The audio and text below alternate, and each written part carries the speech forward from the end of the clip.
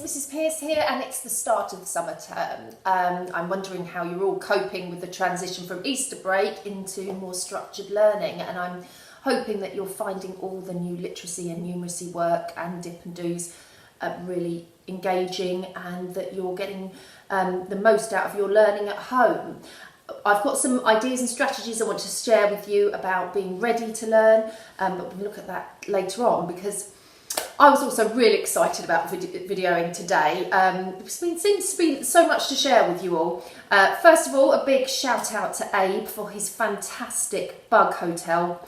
I was blown away with the quality of what he'd produced, and I can't wait to hear about how all the insects are getting on in their new fabulous accommodation. Secondly, well done to everyone that's been really continuing with their Nessie, and even over the Easter break we've seen students logging on, really engaging with the tasks there. It is a fantastic programme, so do continue to use it. Also, as you know, Grove FM are producing broadcasts for us all, and I know that you've already all been involved in the work with Grove FM, so get yourselves recording and sending in your fabulous ideas, what you've been up to, the sounds, all the different things that they've asked you to do. Just go onto the website and listen to that broadcast again. I can't wait to hear a broadcast from all of you, because it helps us all feel connected, and I'm missing you all. And the other thing I wanted to say was thank you to Izzy for sharing a joke with us, saving you from one of mine. Hers was, what happened to the Easter bunny at school? Anyone got it? Ready? He was expelled. Thank you, Izzy. We also we are so lucky to have Robin making our fantastic blog on the Dyslexia blog site about her gorilla work. This week's blog is all about gorilla personalities. I was shocked by the first picture of how enormous the silverback was against Veronica, the other researcher. I was like, gosh, they are ginormous.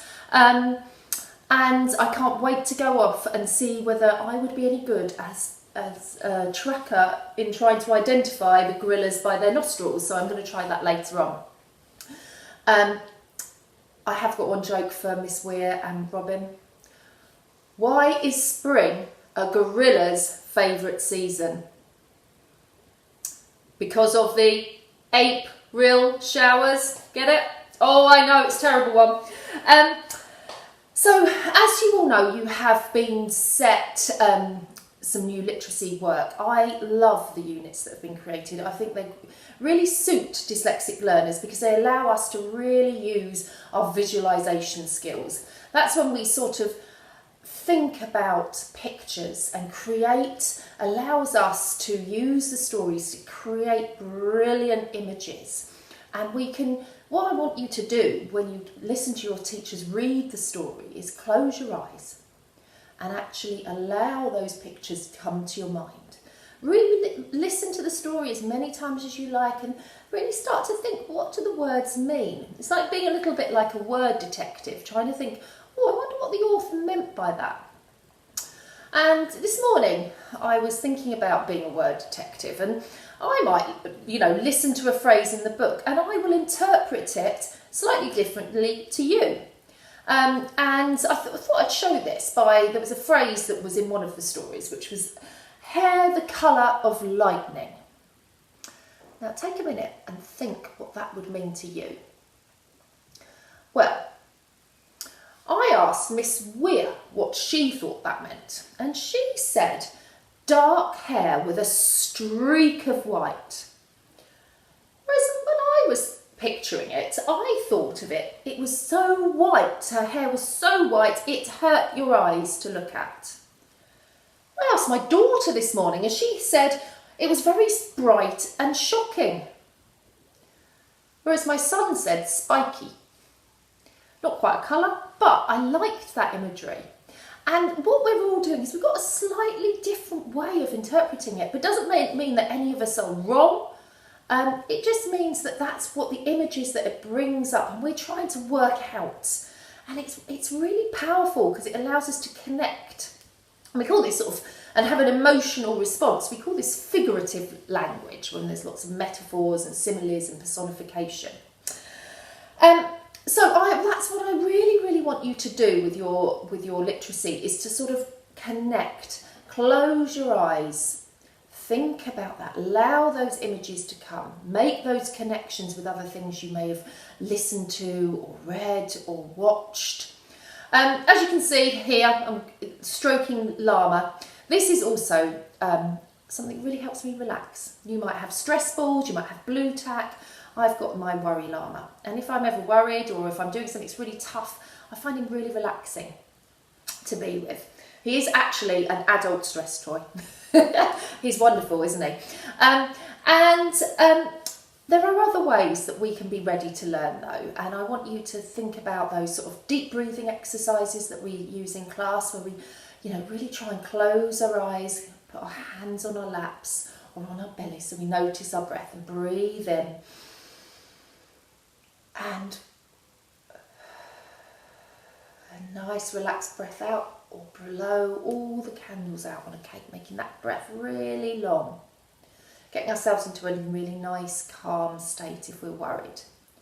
We might also remember to drink some water. Or remember to do, if we are feeling a bit tired and sluggish and our brain's not working, sometimes we need to be a bit more alert, and we can do our cross crawls. Remember bringing our opposite hands to our opposite knee, nice and steady, no rushing. Really holding. Actually, it's harder to do it slower. And some kickbacks where we're hitting our hand to our opposite heel. And if you're an expert at these, try and a sequence where we have 2 cross crawls and 2 kickbacks. I'm already feeling more alert and awake. These things are really helping us get ready for learning, but also we are here for you if you need any additional support. I'm working with your teachers, as is Miss Weir and Mr. Sherrin, to really try and help make the home learning as good as we can for you. But remember, your parents and carers can email us, or you can email us on Purple Mash.